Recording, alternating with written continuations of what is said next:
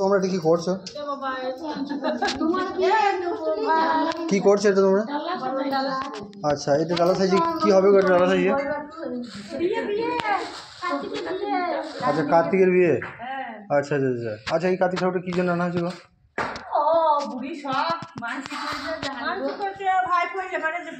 আচ্ছা, এটা ক বছর দিতে হয়? 4 বছর। আচ্ছা, এইগুলো সব কি করবে তাহলে তোমরা? আচ্ছা, তো তোমরাই পুজো করবে না ব্রাহ্মণ আসবে? আচ্ছা, হাসিটা দেখো, হাসিটা। হ্যাঁ, এটা জ্যান্ত কার্তিক নাকি? এটা জানতে। এই ঠাকুরটা কাদের?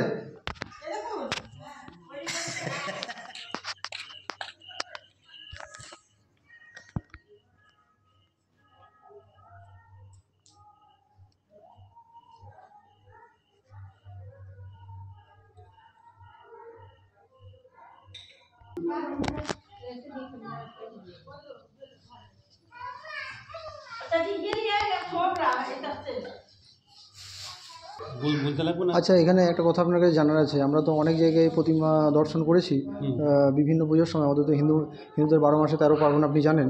তো সেই সূত্রে আমরা তো ঘুরে বেড়াই বিভিন্ন জায়গাতে, দেখি প্রতিমাতে সুন্দর করে কাপড় পরানো থাকে। তা এটা যে কার্তিক ঠাকুর আমরা দেখতে পাচ্ছি, এখানে কোনো কাপড় পরানো নেই, এর বিশেষত্বটা একটু বলুন। হ্যাঁ, এখন আমাদের হিন্দু শাস্ত্রে যে সমস্ত মহিলাদের হয়তো সন্তানিত হচ্ছে না বা বেটা ছেলে সন্তান কামনা করে আছে, তখন তাদের বাড়িতে এরকম ঠাকুর দেওয়া হয়। এবার যখন সন্তান প্রথম আসে, তখন সেই সন্তান তো বিবস্ত্র অবস্থায় আসতে, ন্যাংটা অবস্থাতেই আসে।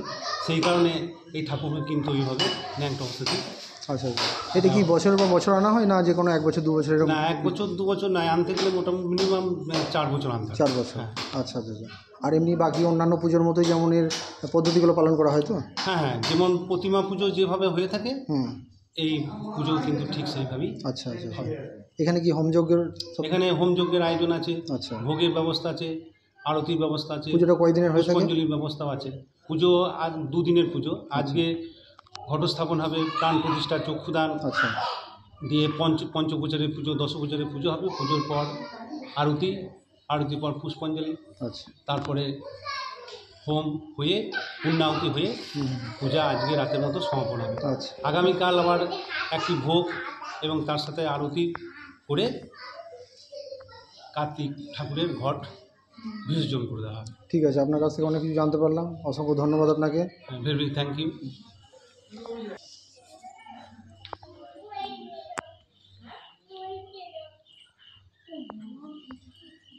ভিডিও করছে, তুমি ধরো, তুমি ধরো, তুমি ধরো।